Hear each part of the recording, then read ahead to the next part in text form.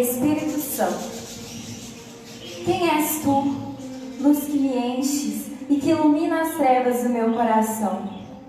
Tu me guias como a mão de uma mãe, e se tu me largas, não poderei mais dar um só passo.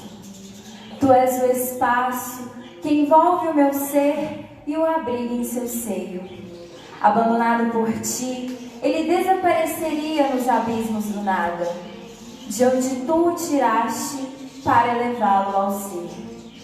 Tu, mais próximo de mim do que eu de mim mesmo, e mais íntimo que o âmago de minha alma, e entretanto, inatingível, inefável, fazendo brilhar todos os nomes, Espírito Santo, amor eterno. És tu, o canto do amor e do santo respeito que ressoa eternamente em redor do trono de Deus, que nele une o canto puro de todos os seres, a harmonia que une os membros à cabeça. É nela que cada um descobre com êxtase o sentido íntimo do seu ser, e cheio de alegria derrama-se nas tuas ondas, Espírito Santo, eterna alegria. Nessa eterna alegria do Espírito, vivamos como cristãos autênticos, nesse seminário, aqui e ali, na vida, na missão, em casa, na oração, na intimidade a qual Ele nos leva, nos fazendo outros Cristos.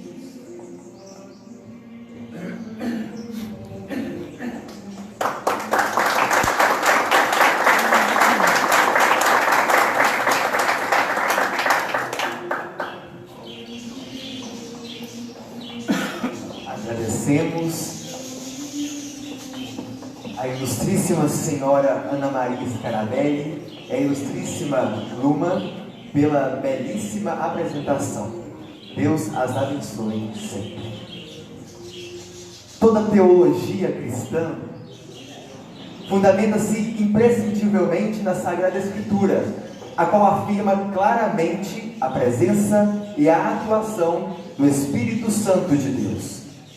A base comum das reflexões teológicas não as exime, porém, de diferentes interpretações. As distintas pneumatologias, entretanto, com suas divergências e convergências, não deveriam se tornar empecilho para que todos sejamos um, como nosso Deus unitrino deseja. Afinal, Pentecostes é, em si, um evento salvífico, em que a diversidade se torna unidade. Ademais, há de se recordar que o Espírito sopra onde quer. É vida e alma da igreja, mas não se limita a esta.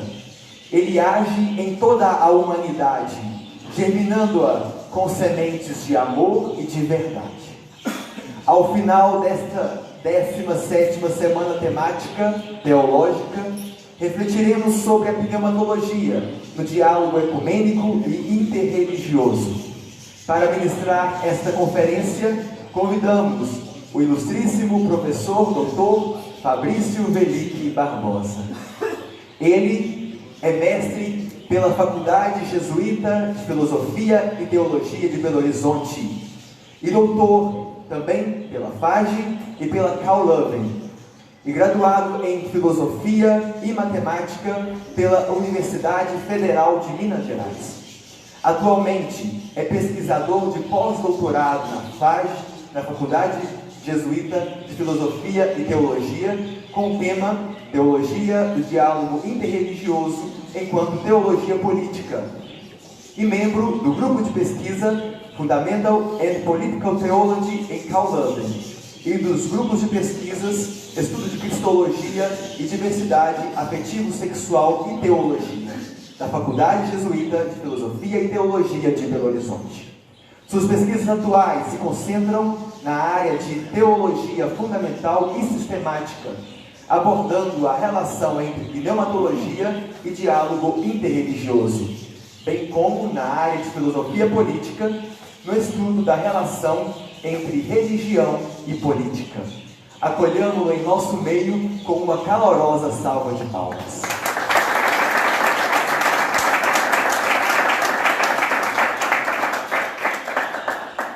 Olá, bom dia a todos e todas.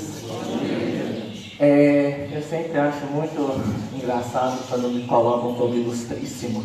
Ainda não acostumei com esse termo, ilustríssimo, mas eu acho mais engraçado. Então,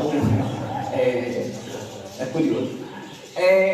A temática de hoje, né, que nós vamos abordar vai ser pneumatologia, diálogos ecumênico e interreligioso. Então, eu fiz alguns slides para guiar mais ou menos a nossa discussão aqui, e eu vou comentar esses slides claramente, né? E ao mesmo tempo eu vou tentar trazer algumas coisas também que muitas vezes, para não ficar um slide muito cheio, né, difícil de ficar lendo, até se eu fosse ler o PowerPoint era mais fácil simplesmente encaminhar o PowerPoint, né, porque todo mundo poderia ler o PowerPoint sem eu estar aqui. Então, para evitar isso, eu vou passar e vamos comentar. Você vai passar ou eu passo? Você passa, então pode passar. A primeira coisa que eu acredito que seja interessante, já que nós vamos falar sobre Espírito Santo, diálogo ecumênico, diálogo interreligioso, só aí nós já temos mais ou menos uns 4 conceitos diferentes que nós precisamos abordar, né? Primeiro, a gente precisa pensar sobre o Espírito, algo que a semana já tem refletido, então isso pode ser um pouco mais rápido. No segundo momento, a gente precisa pensar sobre a categoria do diálogo. Depois, sobre o que vem a ser ecumenismo e depois o que vem a ser o diálogo interreligioso. Então, só daí a gente percebe que um título tão simples, né, ele abarca conceitos que, na maioria das vezes, costumam ser meio nebulosos. Então, vamos começar pelo Espírito. A primeira coisa que a gente precisa pensar de qual Espírito, afinal de contas, nós estamos falando. Porque, como foi dito ontem pelo Douglas, e eu acredito que também ao longo dessa semana teve uma palestra sobre a pessoalidade do Espírito, né, se eu não me engano, no primeiro dia. Então, ali já se começou a vislumbrar o que o cristianismo fala a respeito do Espírito. Mas, ainda hoje, nós precisamos pensar sobre isso, principalmente quando nós falamos sobre o diálogo ecumênico e interreligioso.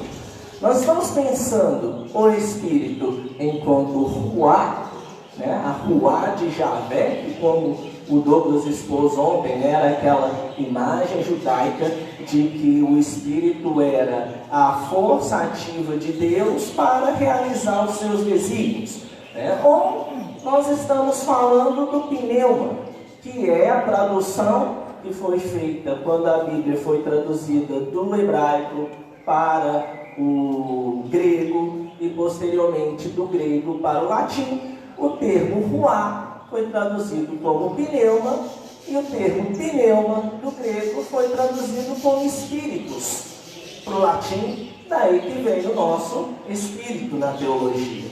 Então, quando nós falamos de espírito, nós temos 2 perguntas que nós temos que fazer. Nós estamos nos referindo a ele como ruá, alá, povo hebreu, ou nós estamos falando dele como pneuma, alá, gregos? Quando nós pensamos, se nós falamos, o Espírito é a Ruá de Javé, nós estamos pensando num Espírito que age efetivamente, também como força de Deus, mas também que tem uma ação no mundo, uma ação concreta. A força de Deus, ela vinha, nos textos bíblicos mostram isso muito claramente, né, que a força de Deus, o Espírito de Deus vinha, cumpria a sua ação e depois retornava. Ou seja, havia uma ação que era vista, que era sensível, que as pessoas podiam perceber. Ou então, se nós pensamos o Espírito como pneuma, aí a gente já muda radicalmente a forma de se pensar esse espírito. Porque para os gregos, né, de onde vem o termo pneu, o espírito é algo somente imaterial. Ele é algo que, assim, está aí. Os filmes hollywoodianos mesmo, às vezes, trazem muito essa conotação de espírito enquanto pneuma. Né? A ideia do espírito do bem, né? Que geralmente é um fantasminha legal, como Gasparzinho, como assim, os espíritos cristãos, ou os espíritos do mal, como se quem lembra de ter visto Harry Potter, por exemplo, vai lembrar dos dementadores, aqueles que sugam a alma daqueles a quem eles encontram, né? As duas perspectivas trazem sempre esse espírito como um vulto, né? Como um trem que está pairando aí, você não sabe muito bem o que é, de repente você olha assim, ó, passou um vento aqui, foi o espírito, ou se assusta com alguma coisa, que negócio, nossa Deus, tem um demônio aqui. Ou seja, essa espécie de espiritual como algo imaterial, isso é algo que nós, no Ocidente, tomamos dos gregos, né? Essa espécie, a gente ao longo da história do cristianismo, nós fomos assimilando muito mais uma espécie de um espírito grego, imaterial, que não tem nada a ver com a realidade, que só tem a ver com assim, o sentimento, o vento, essa coisa que eu sinto, mas não vejo, tanto que um dos principais argumentos apologéticos para se falar sobre a existência de Deus, por exemplo, vai nessa linha, nessas categorias. Fala, olha, você não acredita em Deus? Como assim? Deus é como um vento. Você não vê, mas você o sente. Percebe? A temática, a forma de falar sobre Deus, a forma de falar sobre o Espírito de Deus, tem uma influência muito grande dessa compreensão do Espírito somente como pneuma, e não como ruá, não como pessoa, né? E como acredito que ao longo dessa semana tem sido retratada a categoria do Espírito enquanto pessoa. E se é uma pessoa, então nós aí abrimos um outro leque de possibilidades. Essa ênfase na imaterialidade ainda persiste hoje, né? Como a gente tem pontuado aqui. E acontece muito quando se tenta fazer essa dicotomia entre coisas espirituais e coisas materiais, ou coisas do mundo, né? Pelo menos no meio evangélico, eu sou protestante metodista, então eu cresci num lar evangélico. Então, era muito comum na década de 90, quando eu estava adolescente, eu tenho 36 anos, então na década de 90 foi a época que, tipo assim, né, você começa a ir nos acampamentos, você começa a lidar com a juventude, essas questões todas. E aí era muito comum a ideia de você fazer essa separação. E ainda hoje, né? Mas naquela época eu acho que era mais ainda latente isso. Você tem as coisas de Deus e você tem as coisas do mundo. Você tem as causas espirituais e você tem as causas mundanas. E aí você ficava naquele dilema, tipo assim, nossa, eu posso fazer esse tipo de coisa porque esse tipo de coisa é mundana.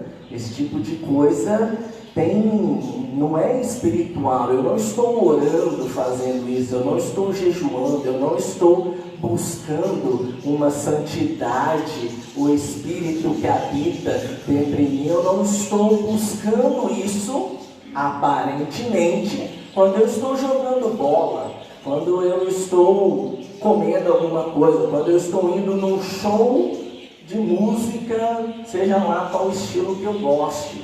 Sempre se colocou muito essa questão de que coisas de Deus e coisas do mundo, elas não se misturam. E a gente ainda vive muito esse drama, muita gente ainda vive muito esse drama, de pensar que se envolver com as coisas do mundo é se afastar das coisas de Deus. Logicamente, aí tem-se um problema sério no que se compreende as coisas de Deus. A pergunta que fica é: será que podemos pensar em Deus sem o mundo? Os evangelhos mostram que não, né? Deus é sempre um Deus conosco, é sempre um Deus que age na realidade. Ele não está, porque se a gente pensa num Deus que não se envolve com o mundo, a encarnação tem um grande problema. Obviamente, falar sobre a encarnação seria praticamente impossível se Deus não se envolvesse com o mundo.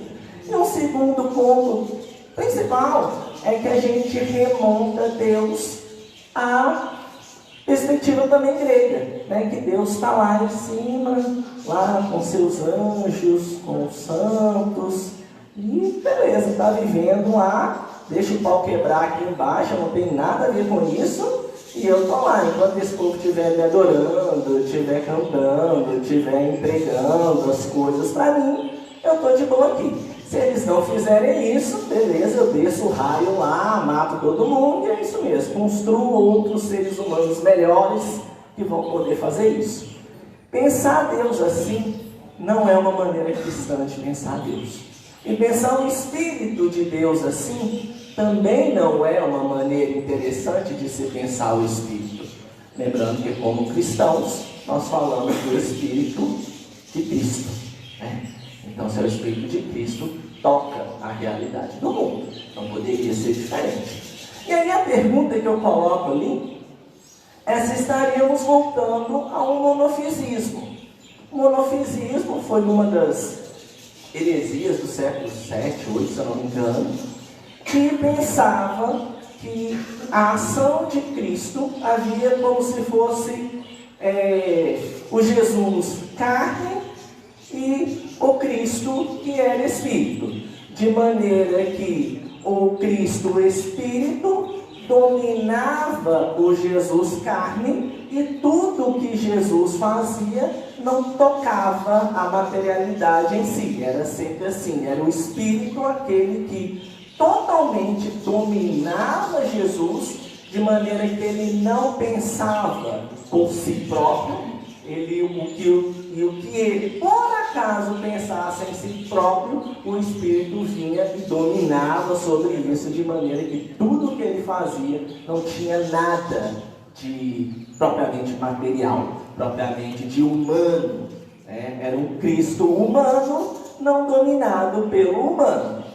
Essa teoria monofisista, ela depois foi considerada uma heresia, né? Porque nós cremos, enquanto cristãos, na dupla natureza de Jesus Cristo. Jesus Cristo é homem e Deus ao mesmo tempo, né? Sem confusão, né? Como diz o Concílio Calcedônio, né? Ou seja, há distinção, mas não há confusão. Então, pensar num espírito diferente e separado da matéria torna, querendo ou não, a gente está voltando talvez ao monofisismo do século VII e VIII. E aí, lembra a palestra de ontem à noite, é sempre interessante conhecer a história do cristianismo para nós percebermos que algumas coisas que parecem ser assim, super atuais, na verdade, muitas delas já deram problemas lá atrás e somente voltam com uma outra roupagem. Então é sempre bom pegar um manual de teologia, assim, ser feito tipo assim, sábado à tarde. O que eu vou fazer? Vou pegar o manual de teologia e vou ler. Sim, leitura divertidíssima para vocês fazerem no final de semana, caso tenham interesse nisso. A segunda categoria que eu gostaria de abordar, uma vez que a gente não pode fazer a separação entre espírito e matéria no sentido radical, tudo que é material, ela também toca a existência de Deus, né, nesse sentido. A segunda categoria que a gente precisa pensar é o diálogo, já que é pneumatologia, e religioso. Então, o que é o diálogo? Ali está a questão etimológica. Diálogo é uma palavra de origem grega, né, que são duas palavras, dia, logo, uma coisa. E logos, que é termo conhecidíssimo, né, no princípio era o logos, era o verbo, e por aí vai, vem da questão de todo mundo que tem algum relacionamento, seja de casal, seja de namoro, seja de amizade, seja o que for, sempre passou por algum tipo de problema terminológico, né? Você fala alguma coisa, a pessoa entende, aí ela não é da teologia, ela é da administração e da área de tecnologia. Ela virou para mim, olhou assim para mim e falou: Fabrício, que coisa é essa? Como assim você quer ser desnecessário para mim? Se eu tiver alguém do meu lado que seja desnecessário para mim, para que eu vou ficar com essa pessoa? Então, explique-se melhor, o que é isso? Aí beleza, eu fui, comecei a falar sobre o diálogo, quer dizer, sobre a necessidade, o que era, mas esse é o problema de você namorar e casar com teólogo, né? Você começa a usar uns conceitos, uns trem meio esquisitos, mas tudo bem.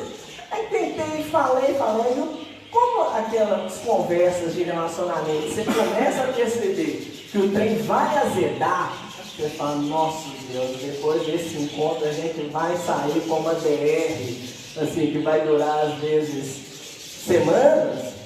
Aí eu pensei, eu falei: olha, mas isso aqui, peraí, a gente não está chegando em lugar nenhum nesse negócio.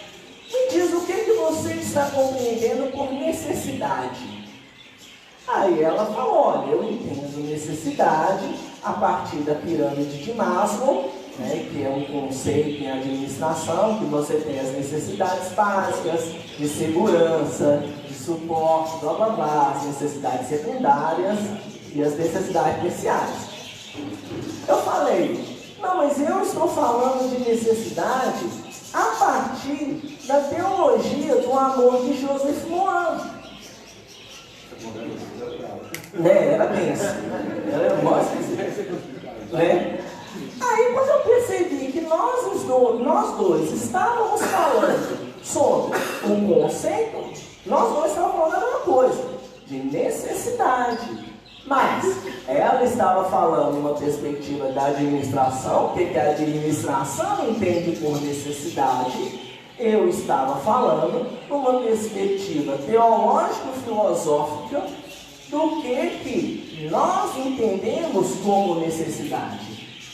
E aí, quando caiu a ficha, a gente percebeu que, olha, a gente não vai chegar em lugar nenhum com essa discussão. Por quê? Porque a terminologia, a gente está trabalhando com terminologias diferentes. Não tem como discutir alguma coisa sem a terminologia apropriada. E várias brigas de casais, com certeza, seriam resolvidas, nem começariam, se antes disso as pessoas que propõem a discussão falassem: não, peraí, vamos clarear os termos, né? Quando eu falar, sei lá, que você é um relapso, um relapso para mim quer dizer isso, isso e isso. Porque às vezes o outro entende relapso como um trem assim, super pejorativo. Enquanto para você ser relapso, você está na média, por exemplo. Então essa ausência de clareamento terminológica geram discussões desnecessárias. E isso para a teologia, então, quem o diga? Ao longo de séculos e séculos, várias questões vieram à tona e trouxeram muitas confusões por uma questão terminológica. Então, por isso que, se nós vamos falar de diálogo, vamos do termo. O que o termo quer dizer? E aí, vem para o dicionário, e o dicionário define como diálogo o trocar opiniões, ou seja, duas ou mais pessoas trocando opiniões, comentários, etc., com a alternância dos papéis de falante e ouvinte. Conversar, né? Uma segunda definição é como conversar, e uma terceira é procurar entender-se com outros grupos ou outras pessoas. Essa definição lá está até a página, se vocês tiverem o Hawaii de 2001, está na página 1031, essa definição. Pode falar. E aí, 2 pontos eu acho que é importante ser considerado nessa definição de diálogo. O primeiro é que é uma troca de opiniões. Diálogo, como já é muito conhecido, não é monólogo. E são opiniões diferentes. Se 2 falam a mesma coisa, um deles é desnecessário no diálogo. Todo mundo concorda, né? Assim, falar, igual, vamos fazer um diálogo ecumênico. A gente só chama católico. Tem até algo esquisito nisso. Nós vamos fazer diálogo ecumênico. Só tem protestante. É o nosso diálogo ecumênico. Aí, ou seja, todo mundo tem a mesma opinião, muitas vezes, embora no movimento protestante isso é um caso sério, porque se vocês fizerem um curso de história do protestantismo, vocês vão ver que o protestantismo ele já nasce praticamente assim, com 5 anos já se separando. E aí você começa, virou quase um mote do movimento protestante. Eu, como protestante, posso dizer de cadeia, você tem alguma questão, eu não concordo com isso, geralmente você sai, vai montar a sua igreja, né? Isso acontece muito. O movimento neopentecostal cair, a gente percebe isso claramente nessa ideia. Mas a troca de opiniões pressupõe que haja opiniões diferentes. Sem opiniões diferentes, fica muito difícil haver um diálogo. E o segundo ponto é procurar entender-se. Assim, dentro das definições, procurar entender-se é fundamental se nós queremos propor um diálogo. Sem essa empatia, empatia, e aí, para vocês abafarem nas festinhas, vocês podem falar, olha, empatia é a junção de 2 termos gregos. Que é dentro, patia, que vem de pathos, que é sofrimento. Isso abafa nas rodinhas teológicas. Você chegar na rodinha e dar termos gregos para falar sobre determinado assunto. O pessoal da teologia ama isso. Então, a empatia é você ser capaz de sofrer o sofrimento do outro. É por isso que alegrar-se com os que se alegram e chorar com os que choram, esse princípio cristão, nada mais é que o princípio da empatia. Eu me coloco no lugar do outro e consigo ter a ideia do sofrimento ou da alegria que esse outro tem. Então, para o diálogo, a empatia, ela se torna também fundamental se nós vamos propor um diálogo, seja ecumênico, seja interreligioso.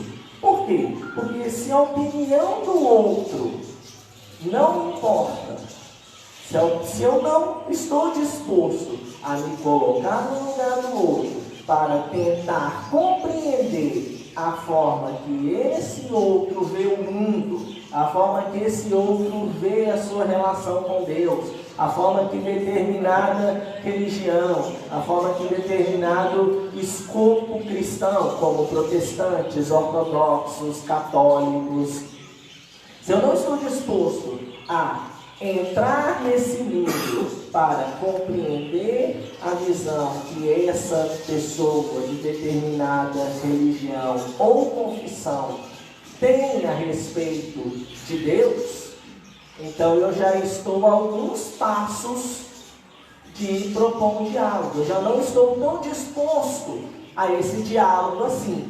Na verdade, eu estou talvez mais disposto em tentar convencer o outro de que ele está errado do que propriamente ter um diálogo, uma troca de opiniões, de conceitos e de ideias.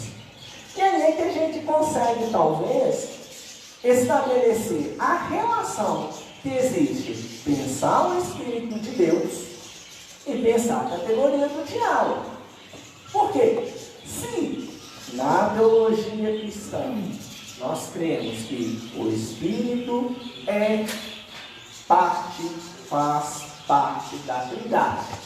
Ele é uma pessoa. Ao longo dessa semana inteira, eu acredito que vocês já ouviram repetidas vezes que o Espírito é uma pessoa, né? Que ele sente, que ele se envolve, que ele está disposto, que ele está aberto. Todos esses atributos que chegou hoje, de sabedoria, de ciência, de misericórdia e por aí vai. Tudo isso pressupõe algo pessoal, né? Um espírito que não sente, um Deus incapaz de sentir, seria um Deus incapaz de amar, como diria Jürgen Moltmann, um teólogo protestante alemão. Então, pensar o Espírito como pessoa da Trindade, pensar o Espírito como amor, esse Deus é amor e o Espírito é Deus, então o Espírito é amor, né? A sequência é imediata. Da mesma forma, ele está em relação pericorética, outro termo também maravilhoso para se usar em rodas teológicas.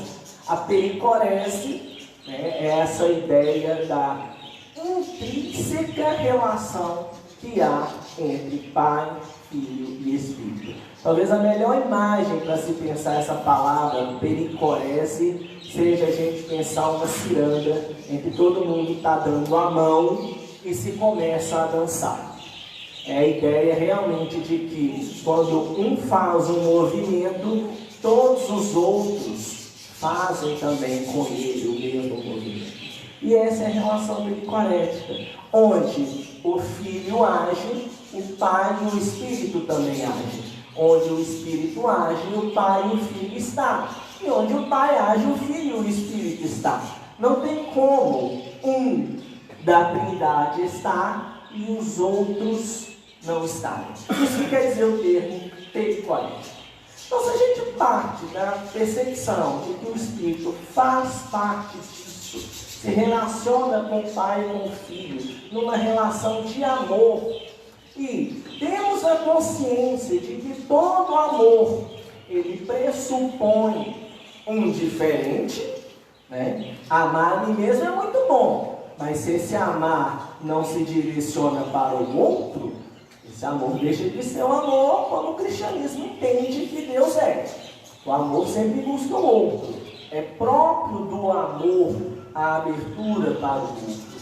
Então, se o Espírito é esse amor, se o Espírito, sendo amor, pressupõe abertura para o que é diferente, para o outro, para aquilo que lhe é externo, então, se nós vamos falar de diálogo, se nós vamos falar do Espírito, nós necessariamente falamos de diálogo.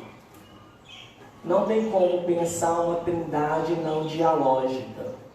Não tem como pensar uma trindade que não se abre para o mundo, para si, para o outro, para o diferente, que é justamente o que o diálogo propõe.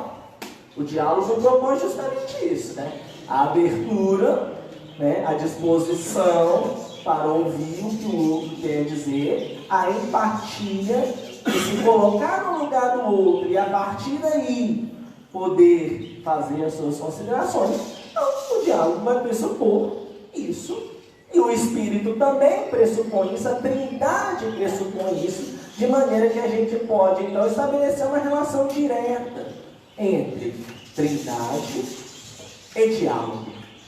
Então, no cristianismo, se nós vamos falar de diálogo ecumênico e diálogo interreligioso, onde isso se funda? Isso se funda justamente na consciência que temos de que o Deus cristão é trinitário, é abertura, é empatia. Tudo isso porque Deus é amor. Se a gente tira a categoria do amor, a gente precisa repensar todas as questões que eu acabei de falar. Mas se a gente parte do princípio, Deus é amor, então essas coisas estão implicadas. Tranquilo? Diante Diante disso, a gente vai pensar então o diálogo ecumênico. A gente já pensou, né? Qual espírito nós estamos falando? O que é o diálogo entendido no cristianismo, ou a partir da Trindade, a partir desse espírito que falamos do diálogo? Agora a gente vai falar, tudo bem. Então vamos entrar na temática mesmo da palestra, desses prolegômenos todos, né? Que às vezes tomam mais tempo do que o próprio tema.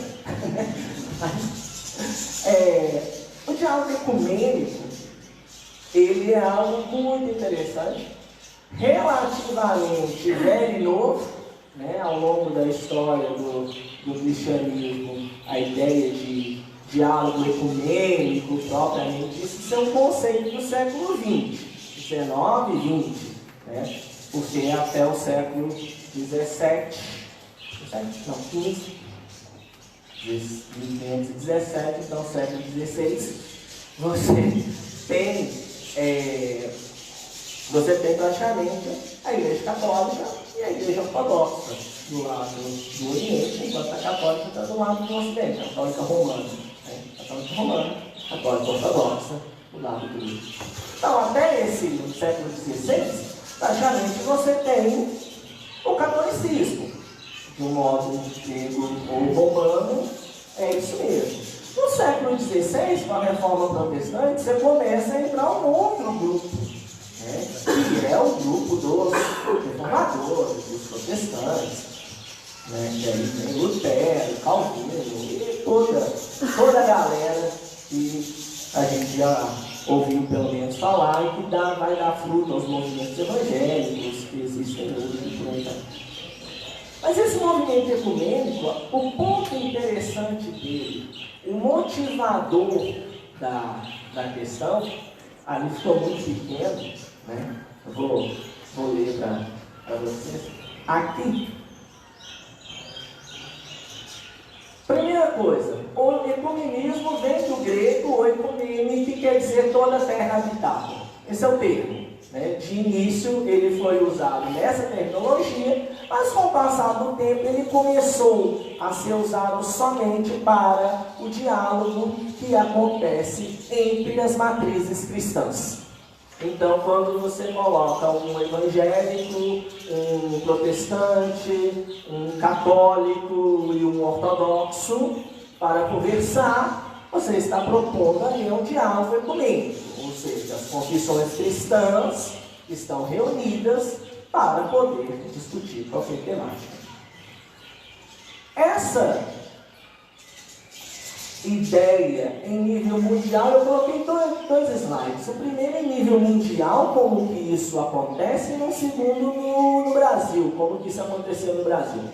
Em nível mundial, o catalisador ou motivador do diálogo ecumênico foi justamente a atividade missionária. Ontem a gente teve um percurso histórico, né, mostrando como que o movimento pietista teve a sua perseguição, foi para os Estados Unidos, junto com o movimento pietista. Vários outros movimentos também foram, o movimento puritano na Inglaterra também foi para a América, inaugurar a nova terra, e por aí vai.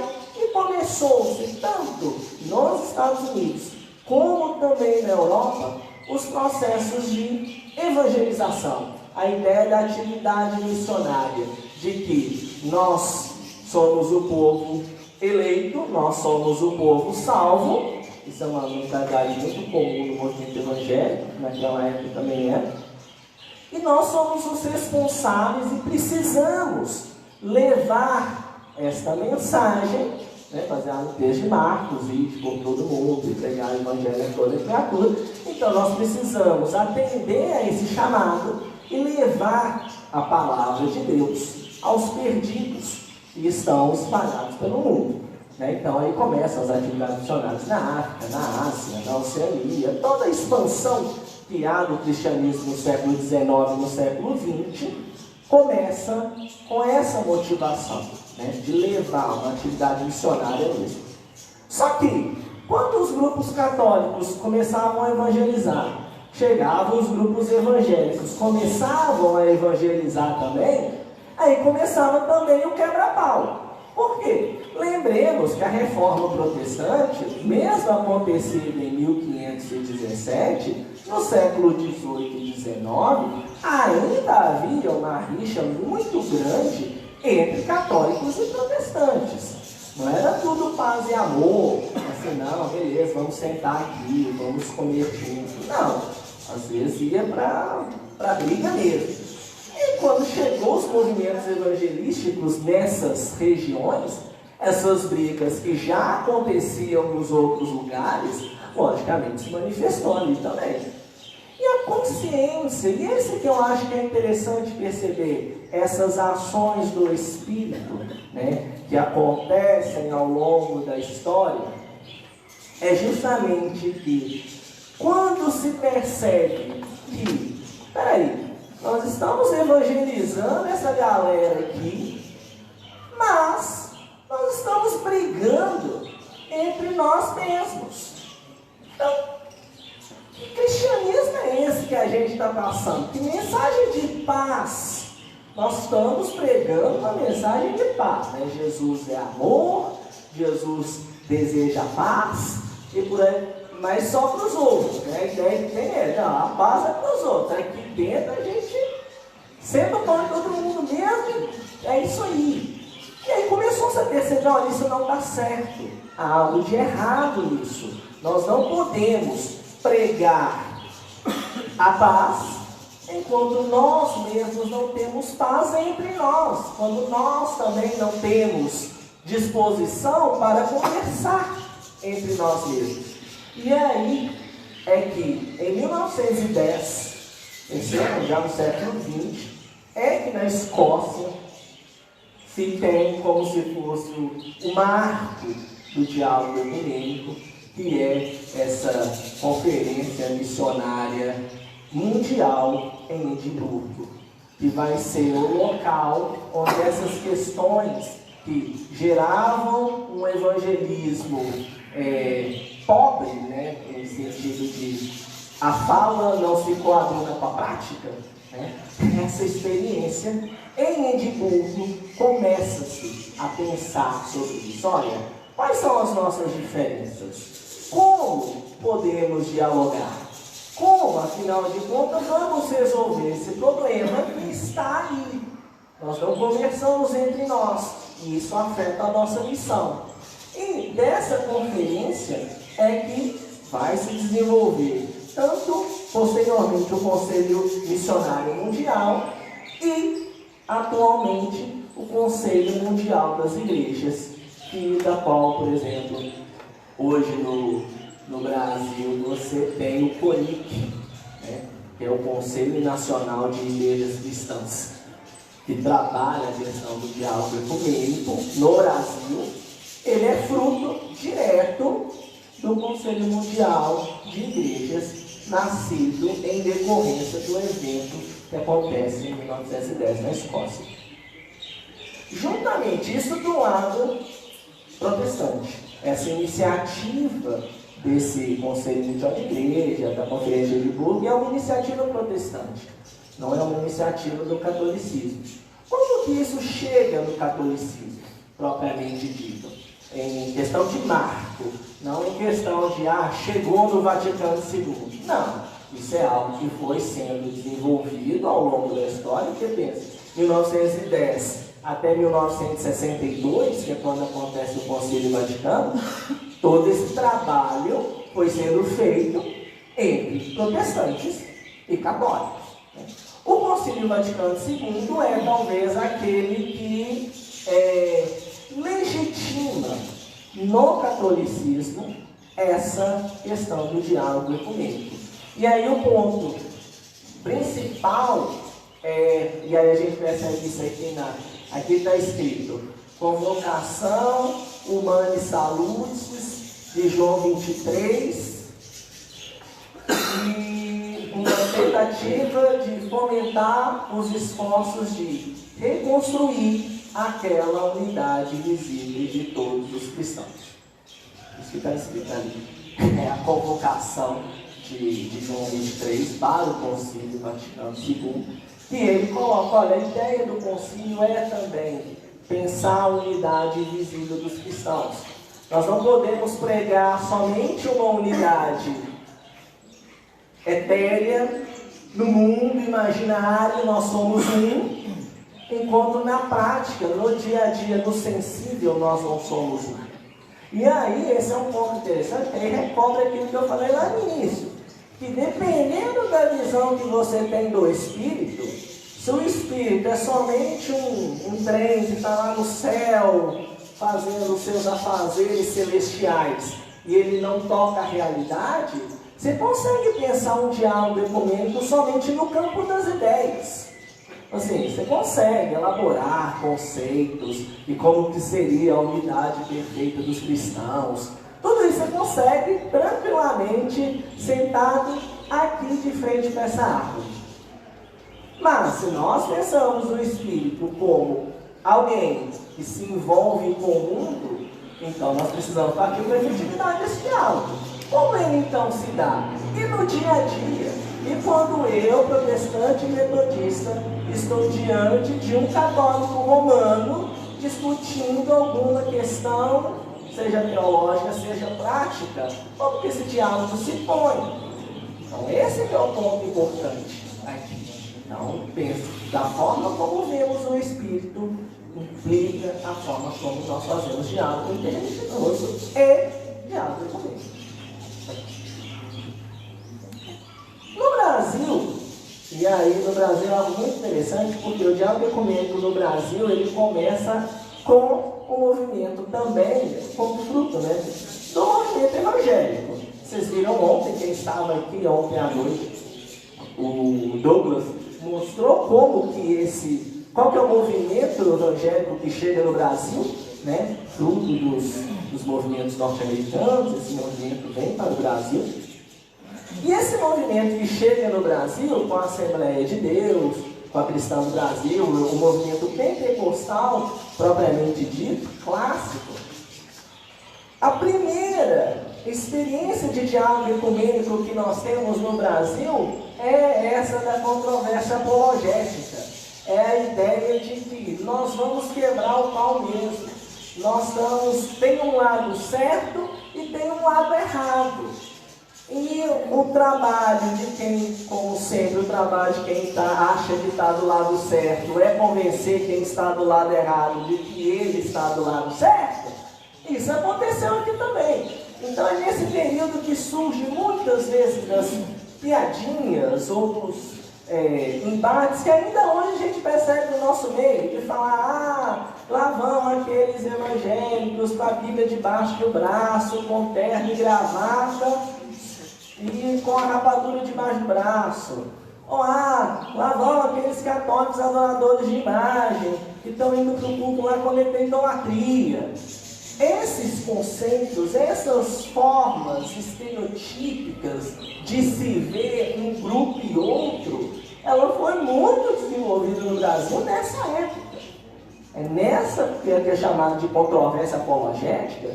É nisso, olha, eu estou do lado certo, você está do lado errado, e alguém vai ter que se converter. Tanto que os proselitismos aqui, principalmente no lado evangélico, era muito grande. Olha, você precisa se converter ao verdadeiro evangelho. E qual que era o verdadeiro evangelho? Depende. Se você é evangélico, o verdadeiro evangelho é você se tornar evangélico. Se você fosse católico, o verdadeiro evangélico era você se tornar católico. Então, não havia, propriamente, nenhuma disposição para um diálogo efetivamente. O segundo estágio vai para a questão que é chamada de respeito crítico. Ou seja, é aquela tolerância velada. É o famoso aham para não render. Mas quando você está numa discussão, o cara está falando, você fala beleza, beleza. É isso. Esse segundo estágio é isso. Essa tolerância, esse respeito crítico, Essa assim, olha, eu deixo esse pessoal fazer os trem errado, não vou mexer com ele. Eu não mexo com você, você não mexe comigo, e nós vivemos super em paz. É uma forma de se viver em paz? Tudo bem. Mas é uma forma de propor diálogo? Não. Claramente não. Mas se o outro é indiferente a mim, não há empatia. Se não há empatia, não há diálogo. Então essa tolerância, né? Tolerância no sentido bem pífio da palavra mesmo, tolerar. Olha, eu suporto, eu aguento que você faça isso. Não concordo com nada que você faça, mas tudo bem, vai fazendo aí e a gente fica de boa. Então, não há diálogo aqui. É chamado de estágios do diálogo ecumênico num sentido bem amplo, né? Porque, na verdade, se a gente pensar mesmo no diálogo, não havia diálogo nenhum em nível geral. E o terceiro estágio, que é o que acontece hoje, né? Que é essa perspectiva de um espírito dialogal, que se preocupa conjuntamente a respeito das questões sociais, a respeito das questões ecológicas. O próprio CONIC aqui no Brasil é bastante ativo nisso. Você tem representantes de várias igrejas que compõem o CONIC. E se discute como o cristianismo, como ser cristão, propor respostas efetivas para as questões que acontecem na sociedade hoje. E aí uma das características da teologia que nós precisamos sempre estar atentos é que, muitas vezes, a teologia atual, ela tem proposto respostas para perguntas que não nos têm sido feitas. Se uma das categorias do diálogo é a abertura para ouvir o outro, então uma proposta de uma teologia cristã comprometida com o diálogo ecumênico e interreligioso é, primeiro, vamos ouvir o que o outro tem a dizer, quais são as perguntas que têm sido feitas, para daí nós então propomos respostas. Porque senão a gente começa a ser um famoso intrometido do rolê. Né? Assim, tá lá o trem acontecendo, ninguém te chamou no negócio e você vai lá dar o seu pitaco. Muitas vezes nós, enquanto cristãos, fazemos isso. Muitas vezes a teologia atual faz isso. É uma teologia muito preocupada em falar e pouco preocupada em ouvir. Então, para hoje, o ponto importante é, primeiro ouçamos, para daí propormos respostas que chegam pela sociedade. Nesse sentido, agora propriamente o documento do Vaticano II, que vai tratar sobre a questão do diálogo ecumênico, é esse Unitatis Integratio, né, que é um documento de 1965, se eu não me engano. E ele traz dois pontos a respeito do diálogo ecumênico, né, que eu considero um ponto positivo e um ponto negativo. Qual que é o ponto positivo? O ponto positivo é que o documento, ele reconhece o movimento ecumênico como uma ação do Espírito de Deus. E aí, isso é um ponto importante, porque se é uma ação do Espírito de Deus, nós precisamos acolher também. Que foi a postura do catolicismo. O catolicismo, a partir do Vaticano II, acolheu o diálogo ecumênico como um diálogo que também lhe pertence. Então nós precisamos, enquanto católicos, nos envolver com o diálogo ecumênico. Qual é o ponto negativo? E esse ponto negativo, logicamente, é pelo lado protestante. Né? O ponto negativo é que o concílio ele reforça a ideia de que a unidade da igreja ela se dá no viés eclesiológico, ou seja, a unidade visível de todos os crentes só se dará quando todos os crentes estiverem na mesma igreja, na mesma eclesiologia, né? Em termos práticos, somente quando o protestantismo ou o movimento ortodoxos reconhecer o Papa como líder, né, da Igreja Mundial, aí nós teremos a unidade visível. Então isso é um ponto muito complicado, tanto para os ortodoxos quanto para o protestantismo.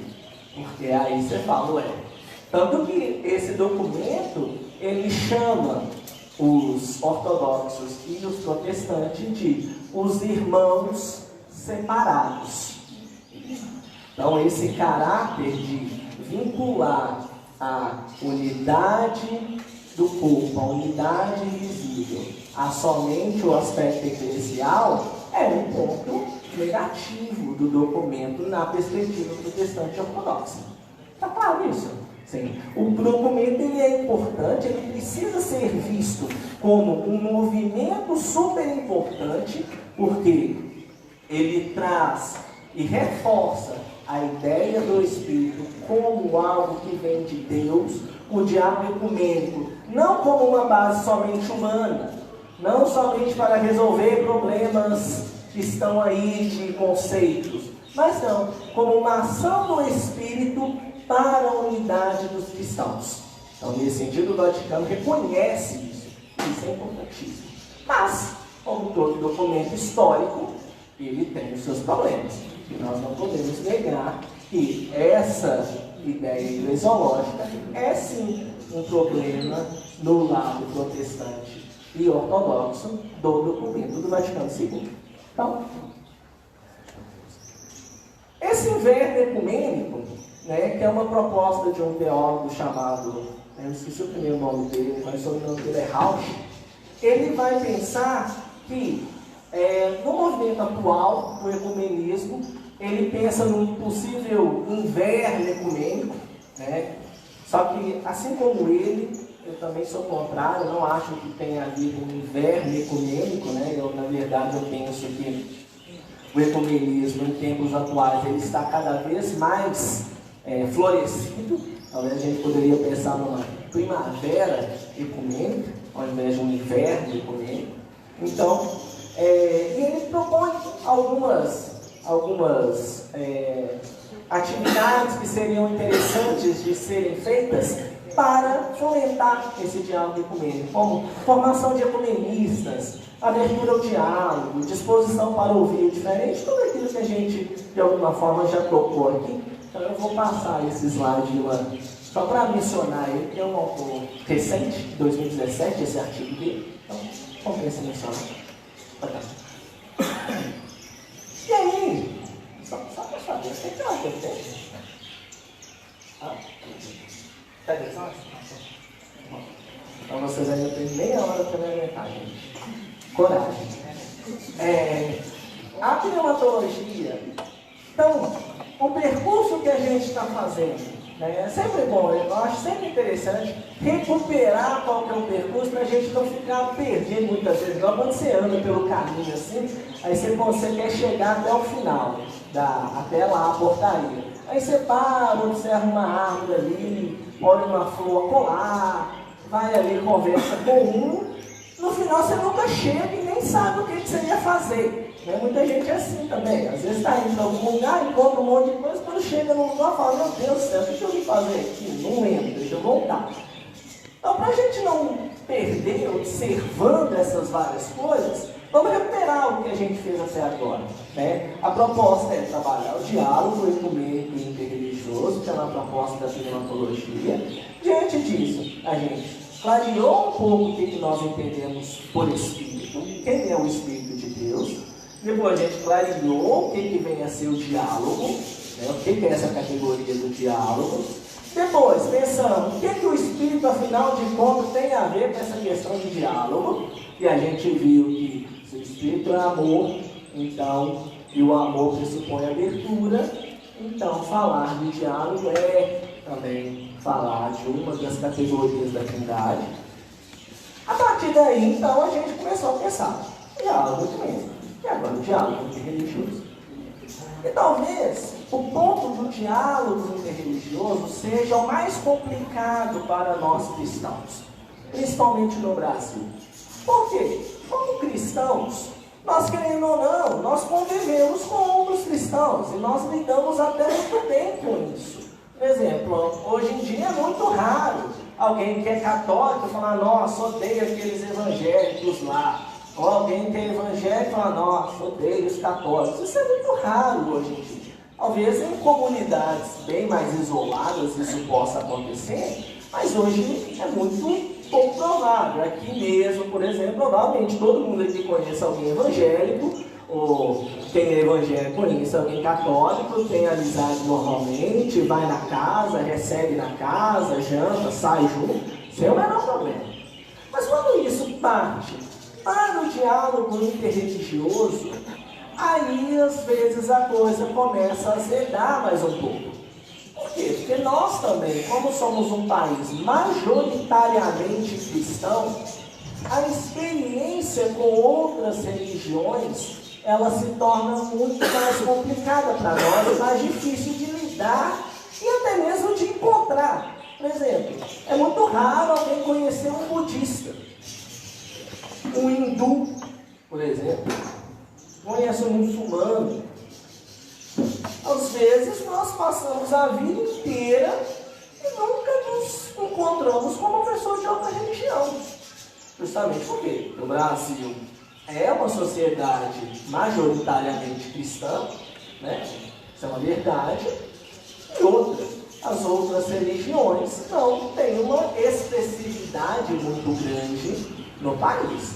Você pensar, existem, sei lá, 5% de muçulmanos no país.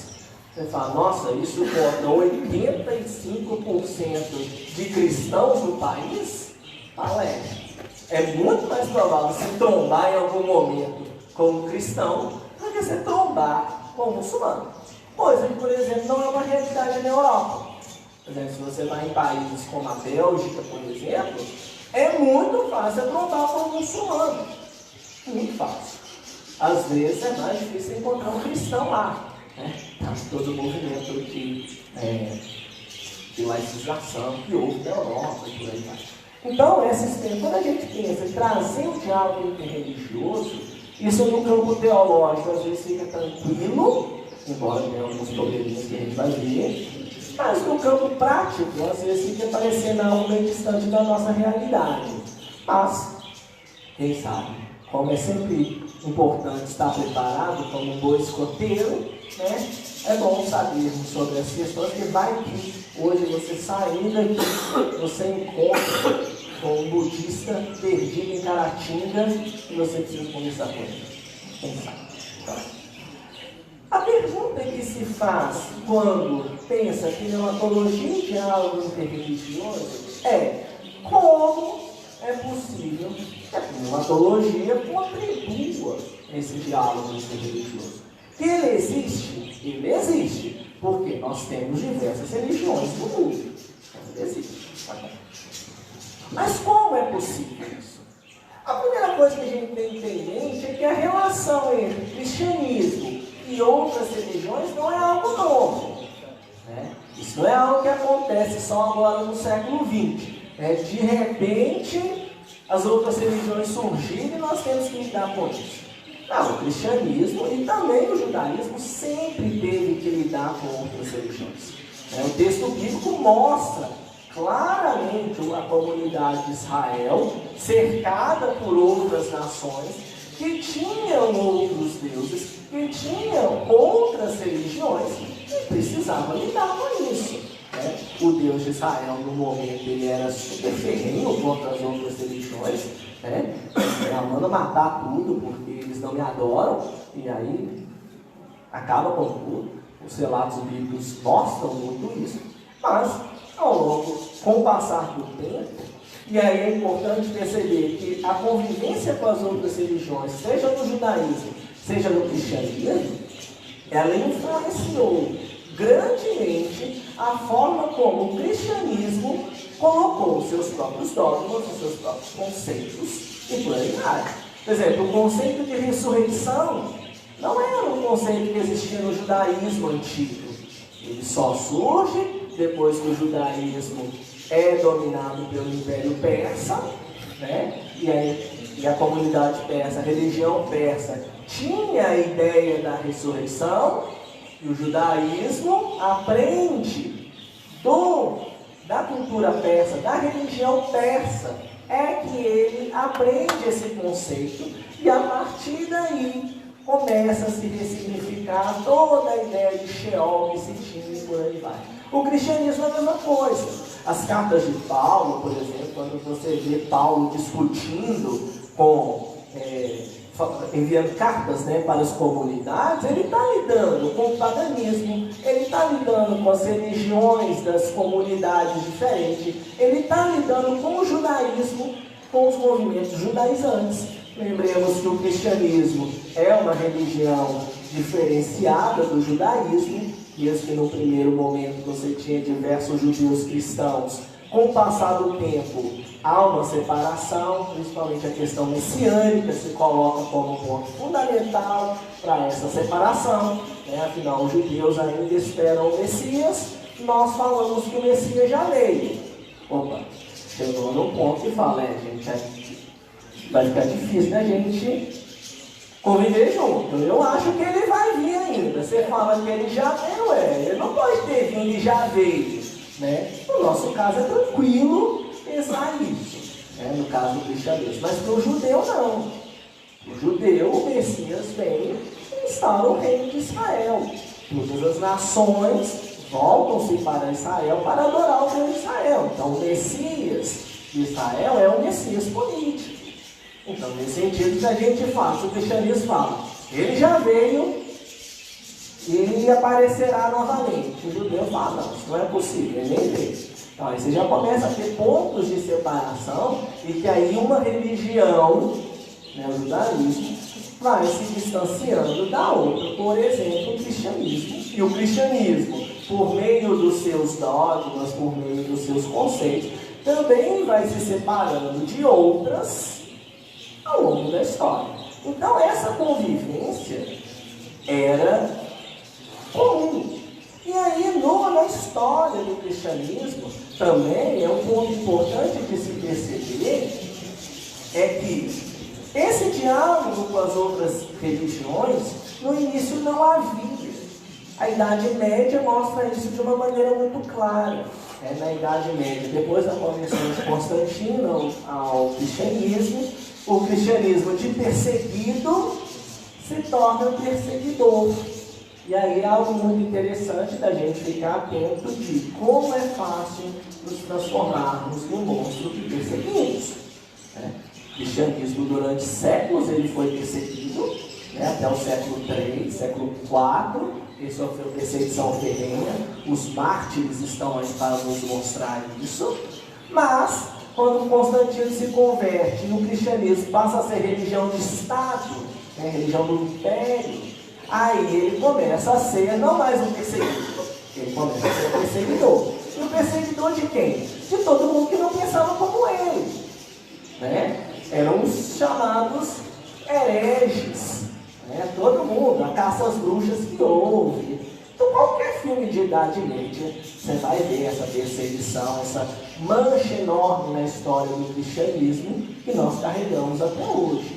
E que nos faz ficar atentos a diversas questões também da atualidade. Então, nesse sentido, é muito importante ter essa ideia que o diálogo interreligioso, no primeiro momento, não houve no cristianismo. O cristianismo não foi disposto a dialogar com as outras religiões.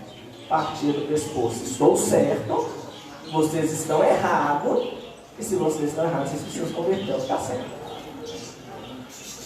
É no século XX que o Concílio Vaticano II, e aí é interessante porque a questão do diálogo interreligioso, ela nasce de uma maneira mais estruturada no catolicismo, enquanto o diálogo ecumênico ele tem sua base no protestantismo, o diálogo interreligioso ele tem sua base no catolicismo, em questão sistemática. E o Concílio Vaticano é que propõe uma nova forma de se ver as outras religiões. E quais são as perspectivas que geralmente se propõe para o diálogo interreligioso pelo cristianismo? No primeiro momento se foi pela via cristológica, ou seja, tentando mostrar como que Cristo estava presente nas outras religiões. Esse aqui é o diálogo interreligioso pelo viés cristológico. A preocupação é encontrar Cristo nas outras religiões. Há elementos crísticos nas outras religiões, de maneira que é possível estabelecer um diálogo e uma convivência com essas religiões. Geralmente você tem 3 linhas de quando se aborda a questão do diálogo interreligioso pelo viés cristológico. E também pneumatológico, mas isso ficou mais caracterizado no cristológico. A primeira é a perspectiva exclusivista, que o próprio nome já diz, né? Exclusivo. Ou seja, tudo nosso e quem não vem para o nosso lado não pode, de maneira nenhuma, alcançar a salvação que nós alcançamos. É muito simples assim. É praticamente toda a história do cristianismo até o século XX. É uma ideia muito exclusivista. A ideia de que, olha, nós estamos do lado certo, vocês, outras religiões, estão do lado errado. Então, como vocês podem se salvar? Se converter no cristianismo. Olha que simples. Nega toda a sua religião, se converta à nossa, está salvo. Não sei por que vocês colocam tanta dificuldade nisso. Não, era essa a postura. Uma segunda postura é o viés, né? Essa ali é a proposta inclusivista, que é a mesma que o Vaticano II, por exemplo, vai adotar. Nessa perspectiva inclusivista, ela faz a diferenciação entre salvação enquanto ontológica, ou seja, enquanto relativa à ação de Cristo na pessoa, né? Ontologia vem desse, né, o estudo do ser, então tem a ver com a ação de Cristo na pessoa, e o acesso epistemológico, ou seja, como que eu tomo consciência, tomo conhecimento dessa salvação que me chega. E aí seria através da pregação do Evangelho, entre outras providências divinas. Dessa forma, e aí o Vaticano II, e depois Calhoun, e depois vários outros teólogos, tentaram fundamentar essa ideia de que é possível que pessoas que nunca ouviram falar a respeito do Evangelho possam também ser salvas, né, por ações que Deus somente compreende. Os desígnios de Deus, só Ele conhece. Então, a salvação nas outras religiões, o Conselho Vaticano II e a proposta inclusivista vai dizer: a pergunta que fazemos, como? A resposta é: só Deus sabe. Sabemos que Ele salva lá, como? Não sei. Então, a perspectiva inclusivista, ela vai partir desse pressuposto, mas sempre tentando encontrar os elementos crísticos, as famosas sementes do verbo, como diria Irineu de Leão, né? A ideia de que em todas as religiões há, de alguma maneira, alguma coisa colocada por Deus que lembra Cristo, sendo este o ponto de contato entre eu, cristão, e uma religião não cristã. A perspectiva pluralista, ela já vai pensar da seguinte forma: então, a salvação é para todo mundo mesmo, são somente formas diferentes de se falar dessa salvação. Quando nós falamos a respeito de Deus, todo mundo está falando a respeito do mesmo Deus. Só são maneiras diferentes de se falar a respeito desse Deus. Então, a corrente de viés pluralista, partindo do pressuposto que a salvação precisa ser universal e acessível a todas as pessoas, independente da cultura, independente de qualquer coisa, ela vai partir desse ponto. Vai partir de que Beleza, gente. Todo mundo está falando a mesma coisa. E muitas vezes, muita coisa que tem em voga hoje em dia, né, vai muito nessa linha. Não, gente, a gente está falando mesmo Deus, a gente está falando, tudo é tudo nosso. E é isso aí, vive sua vida aí, eu vivo a minha aqui, e é isso. E aí, nesse sentido, a gente começa a pensar, será que uma proposta pluralista realmente se propõe a um diálogo? Ou se propõe somente uma indiferença com relação aos outros credos religiosos? É o que nós precisamos pensar. Isso é um viés cristológico. No caso, qual que é o problema? E aí é que entra justamente a ideia da pneumatologia, o diálogo pelo viés pneumatológico, né?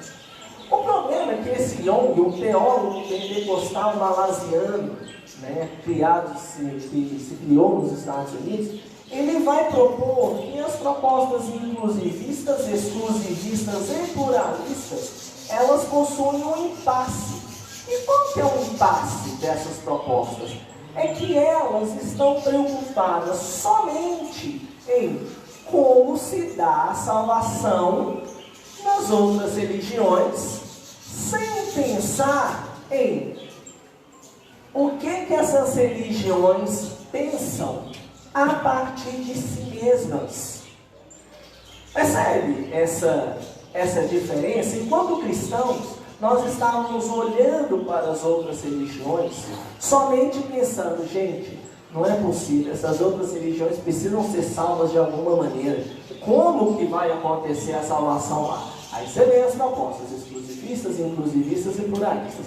Mas nenhuma dessas propostas pensam, mas o que essas outras religiões realmente pensam sobre o mundo? O que essas outras religiões falam sobre Deus? Será que salvação é um conceito que se aplica às outras religiões na perspectiva dessas religiões? Por exemplo, se você fala ressurreição para um budista, isso não faz o menor sentido. Por quê? Porque o conceito de ressurreição não existe no budismo. Não existe nem Deus no budismo. O budismo não é uma religião teísta, uma religião que pressupõe um Deus, né, soberano, pessoal. Não existe Deus no budismo. E aí você vira e fala para um budista, olha, vamos discutir a salvação, vamos discutir a ressurreição dos mortos. Ele vira para você e fala, tá, me fala aí o que você pensa disso, porque eu não tenho nada a falar sobre isso, não existe isso na minha religião. Então percebe, nas propostas de viés cristológico, você chega num impasse. E você fala, olha, eu não estou ouvindo o que a outra religião tem a dizer. Eu somente estou falando como que elas vão alcançar uma salvação cristã, né? E nas religiões que têm o conceito de salvação, mas não é o conceito cristão de salvação. Como que isso se dá? Percebe? Que trabalhar o diálogo interreligioso, tendo como pressuposto o conceito de diálogo, se torna uma tarefa extremamente complicada no nível teológico. Então, é nesse contexto, né, que acontece essa chamada de virada para uma proposta pneumatológica do diálogo interreligioso.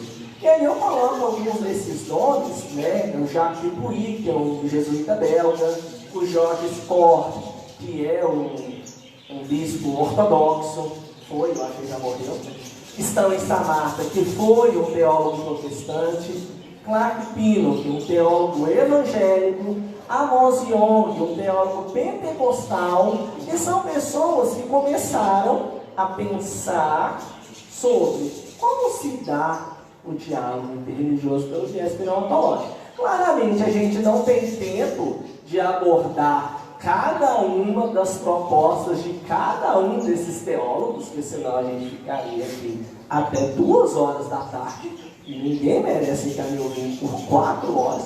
Então, eu não vou fazer isso com vocês. Mas são nomes que, caso vocês tenham interesse em estudar a temática, tenham curiosidade de ver, Tem essas pessoas. Tem um chamado Fabrício Velic, que também estudou essa questão, tem uma tese sobre essa questão. Na tese eu abordo cada uma desses carinhas. Então, se vocês quiserem fazer um atalho sobre o que esses caras pensavam sem ler esses caras, vocês podem ler a tese também, não tem problema. E qual que é o pressuposto básico disso? Né? É que o viés pneumatológico, ele vai partir do seguinte ponto: o Espírito de Deus, ele age em toda a terra. Então, se ele age em toda a terra, ele age também nas outras religiões. E se ele age nas outras religiões, a pergunta não é mais de como se dá a salvação nas outras religiões, mas sim como que é possível discernir a ação do Espírito nas outras religiões. Percebe? Que a perspectiva muda totalmente. Logicamente continua cristão, óbvio, né? Porque todo diálogo pressupõe que você não abra mão da sua própria identidade. Você negociar a sua identidade para dialogar não é diálogo, é simplesmente não querer arrumar problema.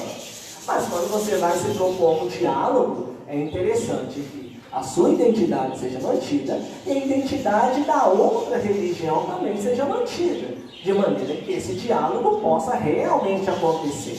Então, se nós estamos propondo um diálogo interreligioso a partir do cristianismo, então nós precisamos manter a identidade cristã de que, olha, o Espírito Santo, o Espírito de Deus, ele age em toda a terra. Então nós, como cristãos, nós vamos procurar discernir a ação desse Espírito nas outras religiões. Mas, por exemplo, se um budista vai fazer diálogo interreligioso, ele vai partir de outras categorias que não são as nossas categorias. Essa questão precisa ficar claro. Por quê? O que o cristianismo está propondo é um diálogo cristão interreligioso pelo viés da pneumatologia.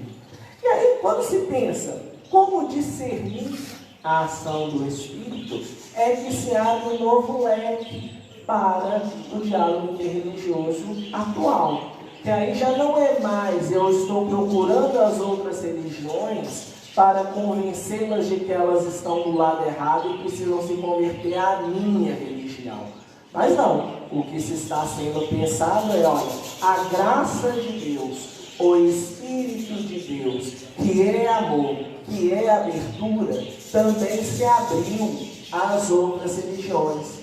E por isso, eu, enquanto cristão, eu, enquanto alguém tocado e que experimentou esse Espírito, eu preciso, de alguma forma, discernir onde ele está agindo e onde ele não está agindo. Por exemplo, aí se começa a se pensar os critérios de discernimento do Espírito. Um dos critérios que eu acho mais interessante, e aqui eu encerro a questão, por exemplo, a promoção da vida. O Espírito Santo, como entendido pelo cristianismo, ele é o gerador de vida. Ele é aquele que está em constante atualização, aquele que preza pela vida. Então, em toda religião onde a vida é afirmada, onde a vida em todas as suas formas, não somente a vida humana, a vida da natureza, a vida animal, a vida dos relacionamentos, onde a vida é afirmada, ali está a ação do Espírito de Deus. Como consequência, ali onde a morte é afirmada, ali não pode estar a ação do Espírito de Deus. Então, quando há um cristianismo, por exemplo, que incita a morte, esse cristianismo não está sob a ação do Espírito de Deus. Onde há um budismo que incita a morte, ali não está a ação do Espírito de Deus. Então, o Espírito de Deus, se nós estamos falando de critérios de discernimento, nós precisamos pensar quais são esses critérios à luz da teologia cristã. Esse é um dos critérios. Existem vários outros que foram propostos. Eu trouxe um para vocês terem uma ideia do que vem a ser critérios de discernimento do Espírito nas outras religiões. Então, eu espero que tenha ficado clara essa ideia, pelo menos tenha assim, aberto algumas perspectivas para vocês de como tem se dado, como se deu essa questão do diálogo interreligioso e ecumênico pela pneumatologia. Então, muito obrigado novamente pelo convite e essa aqui.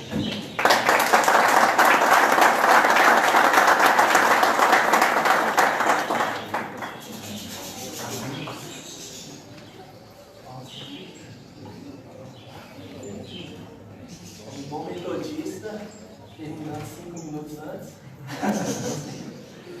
Abrimos espaço para as perguntas e as respostas. Conforme dissemos no início, neste momento recolheremos as questões escritas. Por gentileza, levante sua mão se você escreveu sua pergunta, para que esta seja depositada na caixinha. Conforme seguimos durante a semana, se forem muitas, o conferencista responderá as que forem sorteadas. Se forem poucas, as mesmas serão entregues ao conferencista para que ele possa proceder às respostas.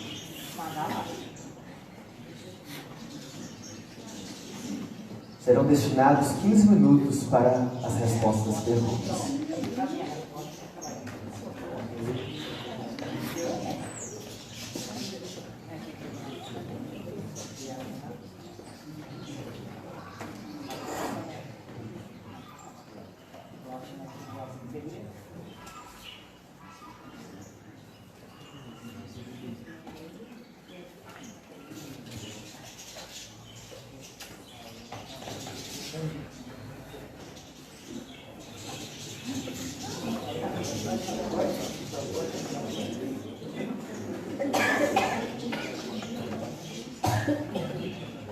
Muito interessante, eu acho o máximo quando chegam várias perguntas, porque uma das características da teologia é suscitar dúvidas.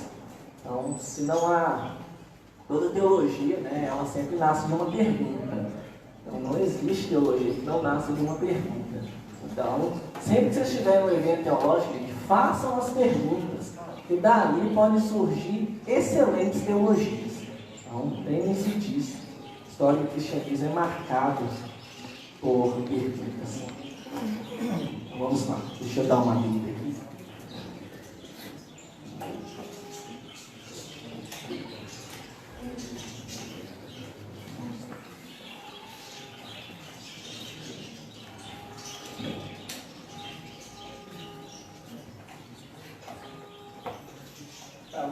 Eu vou fazer o seguinte, tá?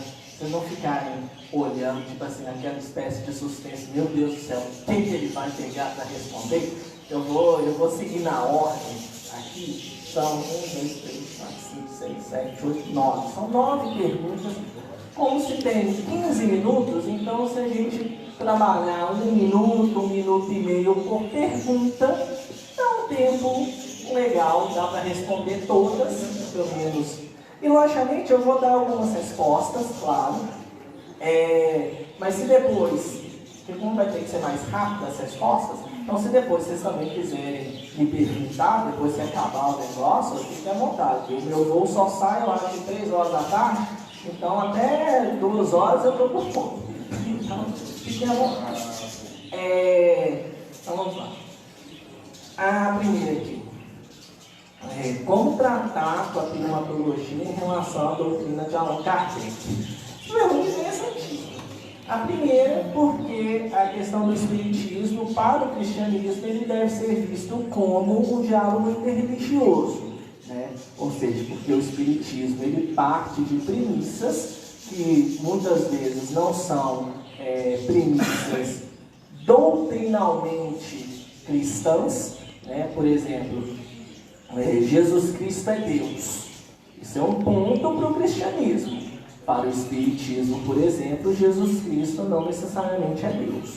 Então aí a gente tem um problema doutrinal mesmo, né? Jesus no cristianismo não é somente um profeta, né? E não é somente um espírito iluminado, ele é muito mais do que isso. Então, nesse pressuposto, por isso que entra no diálogo interreligioso e não no diálogo ecumênico. É o primeiro ponto que precisa ter em mente. Com relação à pneumatologia e o espiritismo, é interessante pensar que, no caso do espiritismo, a ideia dos espíritos, a relação dos espíritos, ela, de alguma forma, não teria nenhum problema você abordar o espiritismo numa perspectiva pneumatológica cristã, né? Tipo assim, pensar em qual que seria a ação do Espírito de Deus no espiritismo. Justamente porque o diálogo interreligioso, pelo viés pneumatológico, ele pressupõe que o Espírito age nas outras religiões. Então, nesse sentido, tudo bem, ele age no Espiritismo? Pode agir, sem o menor problema. O Espírito de Deus é o Espírito de Deus, né? Age em todos os lugares. Mas aí a questão de como isso se relacionaria seria: como eu posso discernir esse Espírito de Deus lá ou não? Será que as ações que acontecem lá realmente refletem o Espírito de Deus da forma que nós cristãos entendemos a pessoa do Espírito? Se sim, então tudo bem, está agindo. Não vamos restringir a ação do Espírito. Também é um cuidado que nós precisamos ter, de chegar e falar: não, nessa religião aqui o Espírito de Deus não pode agir. Por quê? Porque eu não quero, e não deixo, né? Sejamos menos. O Espírito age onde quer. Então, se ele age onde ele quer, ele pode justamente também agir em qualquer religião. A questão é como discernir. E esse que eu acho que é o ponto principal. Então, nesse sentido, é muito tranquila a relação. Vou pegar as menores primeiro, que tem algumas aqui que é até um vírus.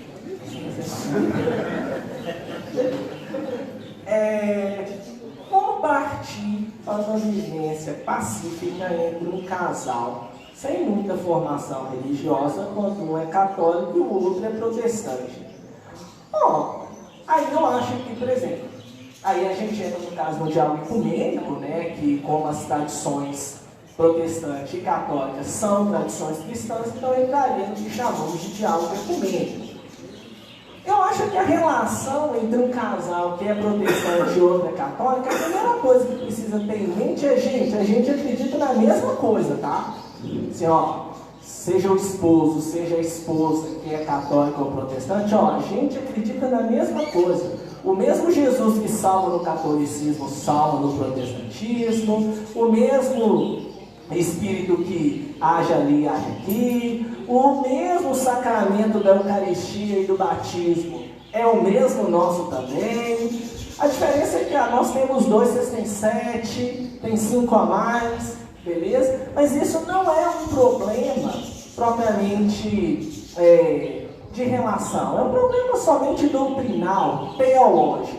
E aí, nesse caso, o que eu acho que é interessante para toda boa convivência entre casais de credos religiosos diferentes ou de perspectivas cristãs diferentes é justamente o clareamento da terminologia. E aí eu bato nessa tecla porque muitas vezes cristãos protestantes e católicos discutem coisa que os dois creem da mesma forma. Então, por exemplo, se você não tem uma formação teológica muito aprofundada e surge uma discussão de tipo, por exemplo, uma questão que é muito comum ter discussão entre evangélico e católico é questão das imagens. Ai, meu Deus, lá vai o meu esposo naquela igreja católica fazer a devoção de São Judas Tadeu. Nosso Deus, meu marido é um idólatra, ele vai para o inferno, porque Êxodo 20 fala que não se deve criar imagens de escultura e por aí vai. Muito comum esse tipo de questão. Mas, se nós variarmos a terminologia, se enquanto casal, se tiver disposto olha, peraí, vamos ver o que é, afinal de contas, como que o catolicismo entende os santos e como que o protestantismo entende os santos.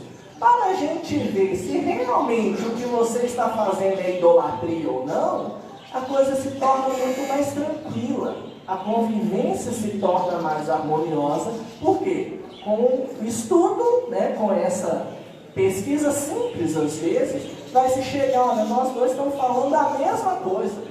A diferença é que um acredita na comunhão dos santos, né, que os santos morrem e fazem parte da igreja celestial já de cara, enquanto outros não. Os protestantes pensam isso na questão da ressurreição. Mas você fala, olha, os dois estão falando a mesma coisa, porque todos acreditam que os santos serão salvos. A diferença é o tempo, né? Então, às vezes, são questões simples, que dá uma pesquisa, uma bugada, às vezes bem simples, dá para às vezes resolver esse problema que é tecnológico na maioria das vezes.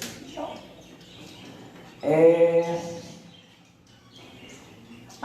o Espírito Santo habita na pessoa humana sem ter recebido o batismo.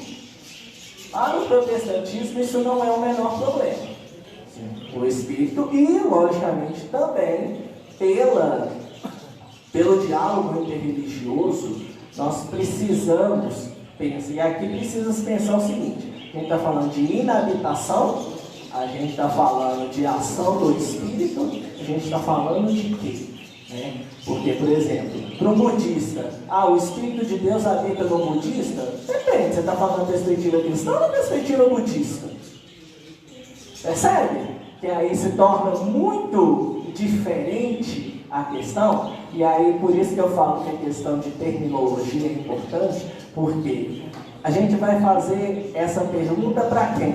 A gente vai fazer para um cristão que crê na inabitação do Espírito, por ser criatura de Deus, somos feitos imagem e semelhança de Deus, o sopro de vida que há em nós é o Espírito de Deus, né? O relato da criação deixa isso muito claro, né? Que Deus soprou sobre a narina do ser humano o seu Espírito, a vida, esse Espírito que dá a vida. Então a gente pode partir do pressuposto que em todo se há vida. Se o Espírito que dá a vida habita e Ele é o responsável por nos fazer viver, então o Espírito de Deus está em nós. Então, nesse sentido, varia muito. Qual religião nós estamos falando? Esse é o ponto principal que se precisa perguntar no diálogo interreligioso. A partir de qual religião vamos fazer essa pergunta? A partir da problematização apresentada com os focos das dificuldades existentes no diálogo ecumênico, bem como os preconceitos existentes, nós ainda apresentamos questão de prova. Apresente pontos para acabar, findar com a intolerância religiosa. Só faltou colocar valendo 20 pontos.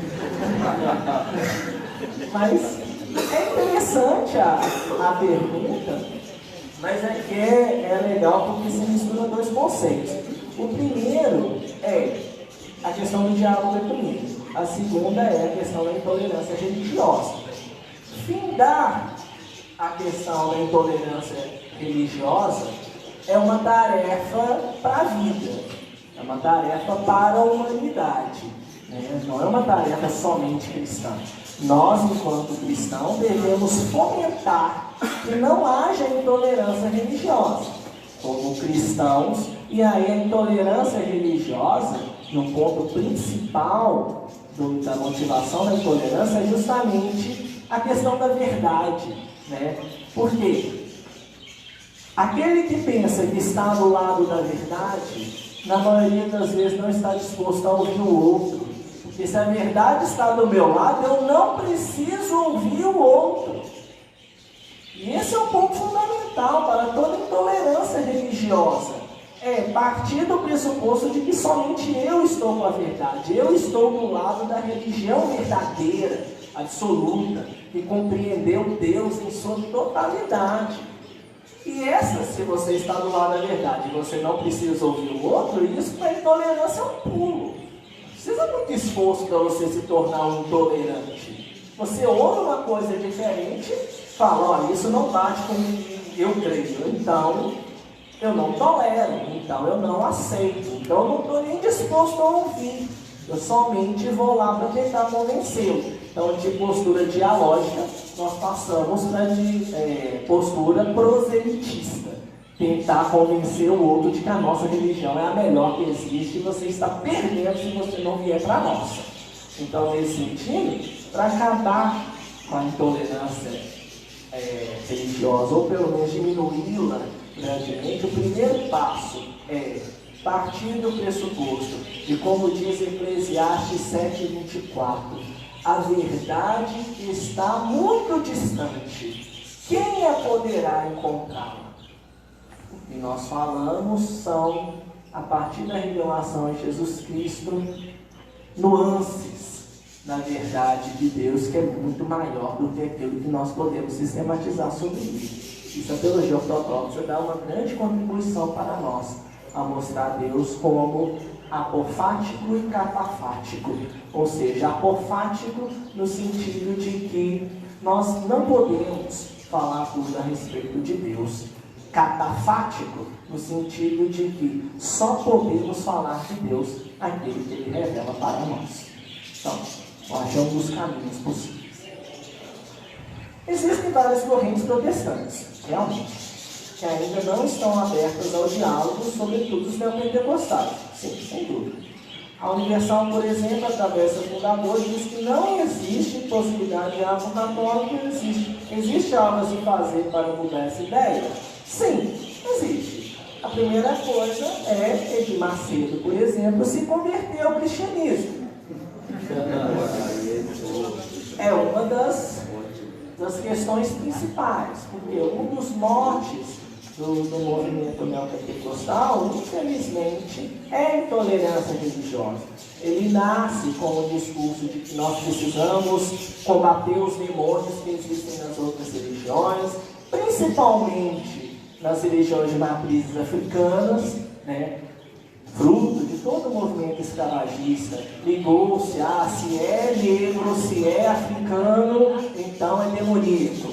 Pense muito essa perspectiva. E por esse motivo, você pensar, por isso que acontece quebra de terreiro, por isso que acontece perseguição a centros de candomblé, por aí vai, motivado por essa ideia de que há uma guerra espiritual, de que nós estamos do lado certo do Senhor dos Exércitos Todo-Poderoso e nós somos o exército de Cristo e precisamos destruir as hordas malignas que existem nas outras religiões e nos outros credos religiosos.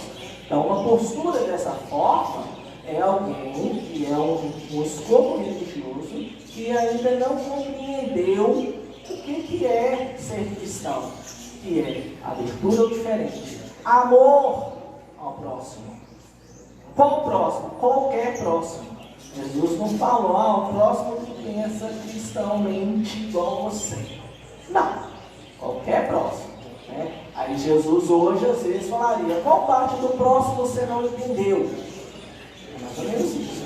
Então, uma das maneiras de fazer isso é converter-se a Jesus Cristo, que é alguém que está disposto a ouvir o outro e se abrir para o outro. Talvez seria uma boa forma do movimento, vários movimentos de viés neopentecostais lidar com essa questão. E parece que a igreja metodista não faz parte do comitê. Infelizmente, é uma verdade. Qual o motivo ou qual a dificuldade no diálogo? Os dogmas católicos são barreiras para o resultado da unidade esperada pelo ecumenismo. E João 17:21, que seja um. Bom, duas perguntas aqui, né? Por que a igreja metodista saiu do CONIC? Antes ela fazia parte, ela foi uma das fundadoras do CONIC. Mas, infelizmente, no movimento metodista brasileiro, ainda existe uma divisão, né? Tem-se uma divisão grande entre uma ala pentecostal e uma ala histórica. Então, essa ala pentecostal, como foi maioria na votação, quando se reuniu o conselho metodista, decidiu por sair do CONIC institucionalmente. Então, o motivo é esse. O motivo de uma ala do metodismo de cunho mais pentecostal e mais intolerante do que o metodista histórico, John Wesley, isso a gente vê na história, John Wesley foi aberto ao diálogo. Os sermões dele deixam isso muito claro. Os dogmas católicos são barreiras para o resultado da unidade esperada pelo ecumenismo? Sim e não.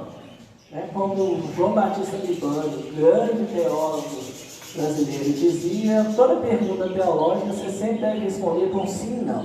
Então, é um embate? Pode ser como pode não ser. Por exemplo, e aí depende de como se vê o dogma. Porque se você vê o dogma como meramente dogmatismo, como algo engessado, como algo que não pode ser de outra forma, senão aquela forma como foi de passado, aí é um entrave muito grande. Mas se você vê o dogma como uma tentativa teológica de sistematizar a experiência que se fez de Deus e da pessoa do Espírito ao longo da história, e esse é o dogma, aí a coisa se abre muito mais. Então por isso que pode ser um empecilho e pode não ser, depende de qual leitura que você vai fazer, do que é o dogma.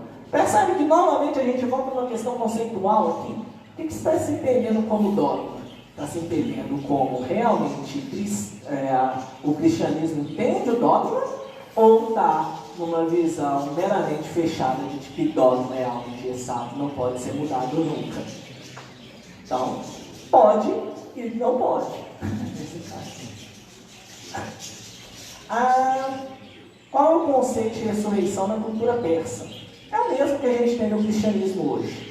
Grande parte do como a gente tem essa ressurreição, vida após a morte, é o que os persas entendiam, que haveria uma vida depois dessa. Então o conceito é praticamente o mesmo. Eu sou o caminho, a verdade e a vida. Ninguém vem ao Pai a não ser por mim. João 14, 6.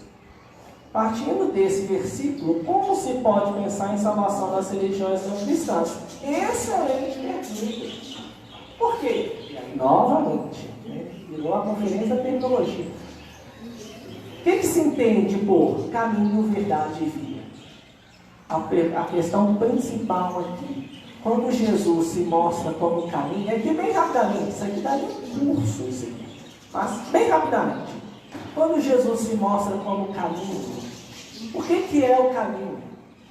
O caminho é uma forma de se viver, uma forma de se andar no mundo. Então Jesus, seu caminho, Jesus mostra a forma como Deus deseja que caminhamos no mundo. Primeira coisa. A verdade.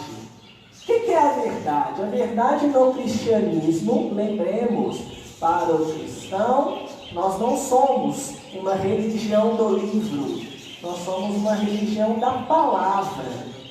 E a verdade no cristianismo é uma pessoa. A verdade não é somente um conceito, não é algo somente filosófico. Não, a verdade é uma pessoa. E se é uma pessoa, assim como nós não conseguimos conhecer uma pessoa na sua integralidade, tipo assim, por mais que nós convivemos com alguém que é casado durante 90 anos com outra pessoa, ela nunca conhece essa outra pessoa inteiramente. Sempre tem algum aspecto dela que você não vai conhecer, não vai mesmo. Por quê? Porque é uma pessoa. Há um critério de insondabilidade na pessoa que nós não alcançamos. Então, se Jesus é uma pessoa, se a verdade do ser cristão é uma pessoa, então ela nunca pode ser totalmente e se encerrar no conceito. Ela vai muito além disso. Então, quando se pensa que Jesus é o caminho, aquele que revela a forma que Deus quer que andemos no mundo, quando entendemos que Cristo é a verdade, e a verdade se mostra como pessoa, e se é pessoa, eu também não chego à totalidade desse conceito que nós cristãos denominamos verdade. Se falamos que Cristo é a vida, ou seja, aquele que nas suas ações é o promotor da vida, é o gerador de vida, Então nós, como cristãos, também devemos ser imitadores de Jesus, como aqueles que promovem a vida onde quer que passam. Aí fica muito mais claro entender como que se dá a salvação nas outras religiões. Se o Espírito de Deus age nas outras religiões, então o Espírito de Deus, ele revela a verdade de Deus, ele também mostra o caminho que Deus quer que seja seguido e ele promove vida naquelas outras religiões. Então esse versículo não é um fechamento para o diálogo interreligioso. Muito pelo contrário, se bem compreendido, ele se torna um... Só Pedro, deixa eu chegar para trás das perguntas, só porque eu achei tão pertinente, que é o seguinte: se João escreve aos gentios, essa questão do caminho, a verdade e a vida, se fica em relação ao debate religioso, e se você for nos judeus iniciantes, o caminho, a verdade e a vida não tem nada a ver com a soteriologia, tem a ver com o tempo, não teria isso? Sim, com certeza.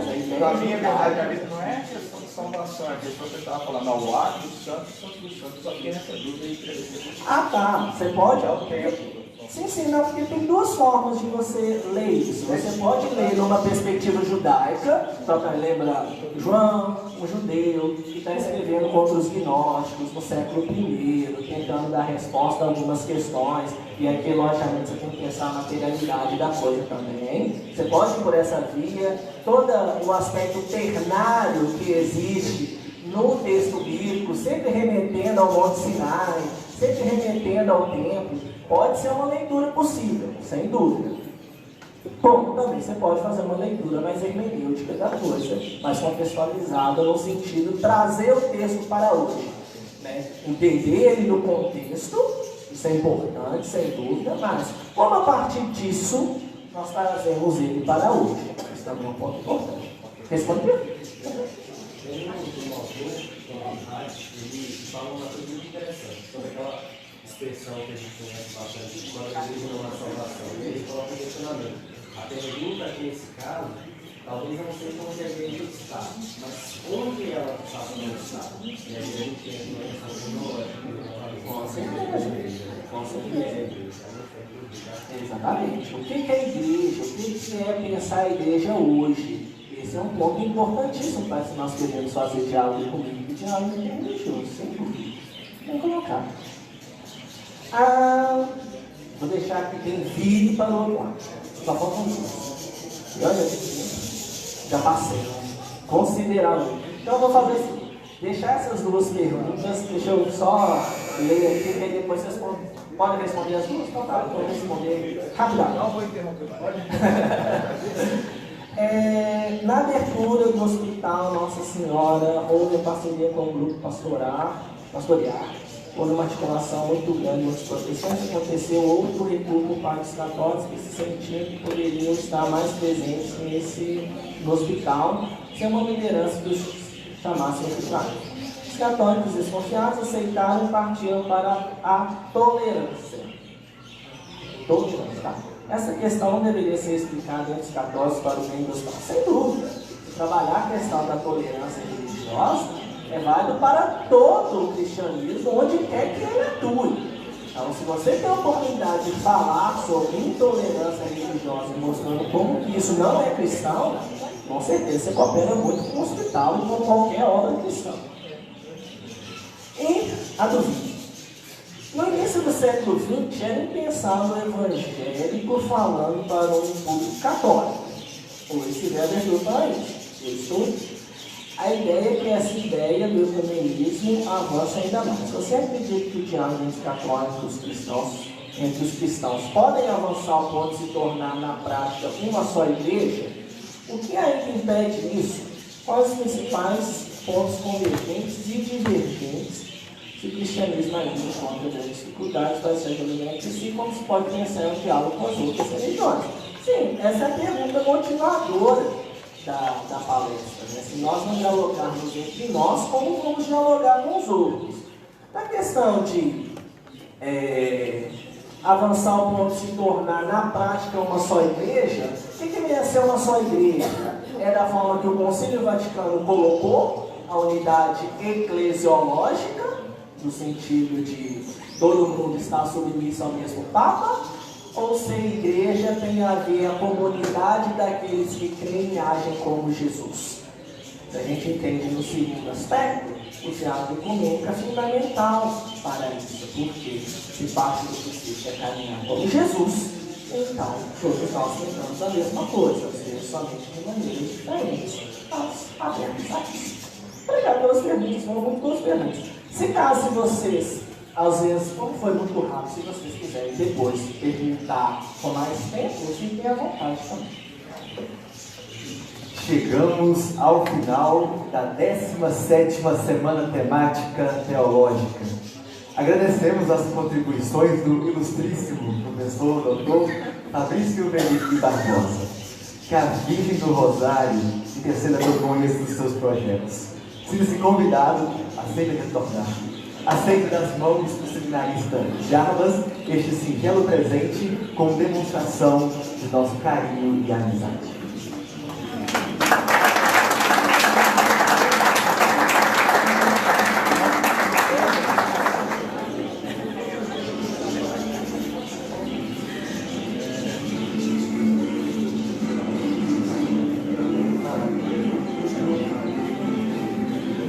Durante esta semana, refletimos sobre o Espírito Santo, vida e alma da Igreja. Questionamos sobre esta pessoa divina, sobre sua ação na Igreja, sobre os pensamentos dos teólogos latino-americanos acerca dos movimentos e da espiritualidade pentecostais e ainda sobre a pneumatologia do diálogo ecumênico e interreligioso. Como é belo notar a atuação do Santo Espírito. Nesta semana, acolhemos e ouvimos 5 conferencistas, cada qual, a seu modo, expressaram uma unidade, refletiram sobre o mesmo Espírito Santo, que é Deus, no qual somos, nos movemos e existimos. Resta-nos agradecer a todos. Toda a glória seja dada a Deus, que é Pai, Filho e Espírito Santo. Nosso agradecimento à Mãe de Deus e Nossa Senhora do Rosário, a cujo cuidado nos confiamos. Gratidão a todos os participantes e a todos os colaboradores desta semana. Deus nos cumule de toda alegria e paz pela ação de seu Santo Espírito. Convidamos a todos para rendermos graças a Deus, encerrando oficialmente a 17ª Semana Temática na celebração eucarística, a qual se iniciará daqui a pouquinho, logo após o café que será servido a todos. Pedimos a gentileza de que os que ainda não assinaram a lista de presença para que possam comparecer à portaria para assim fazer. Deus nos permita nos encontrarmos também no próximo ano, na 18ª Semana Temática, com um tema filosófico. Muito obrigado a todos, tenham um ótimo dia.